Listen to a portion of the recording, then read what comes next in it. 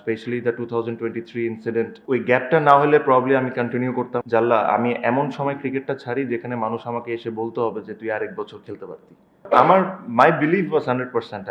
I always thought that I still have a lot of cricket in me, even it is international. But সব কিছুর একটা সময় থাকে। Probably আমি যখনই ছোটবেলা যখন আমি ক্রিকেট খেলা শুরু করলাম, ইন্টারন্যাশনাল ক্রিকেট খেলতাম, আমি সবসময় আল্লাহর কাছে একটা জিনিস দোয়া করতাম, জাল্লা আমি এমন সময় ক্রিকেটটা ছাড়ি যেখানে মানুষ আমাকে এসে বলতে হবে যে তুই আরেক বছর খেলতে পারতি, আরো 1.5 বছর খেলতে পারতি। So this is what I always wanted, and I had that opportunity. Yes, Champions Trophy was a big decision for me.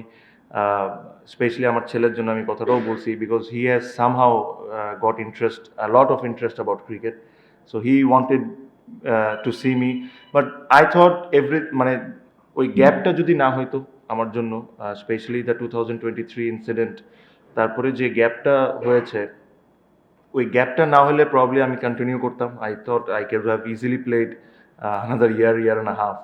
But যেহেতু ওই গ্যাপটা যখন হয়ে গেছে, there are lot of ifs and buts comes to your mind. হ্যাঁ, আমি হয়তোবা যে ধরনের আমার ক্যারিয়ারটা ছিল, আমি খেলবো না, ভালো করবো না, এসব নিয়ে আমি কোনো সময় ভাবতাম না।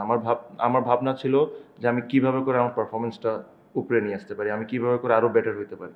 বাট এই গ্যাপের পর যখন আমি কাম ব্যাক করতাম, things could have been very different. So সব কিছু চিন্তা করে, অ্যান্ড দেন যেটা আপনাকে প্রথমেই বললাম যে I wanted to finish my career at least a year and half early, so that at least I have that respect towards everyone.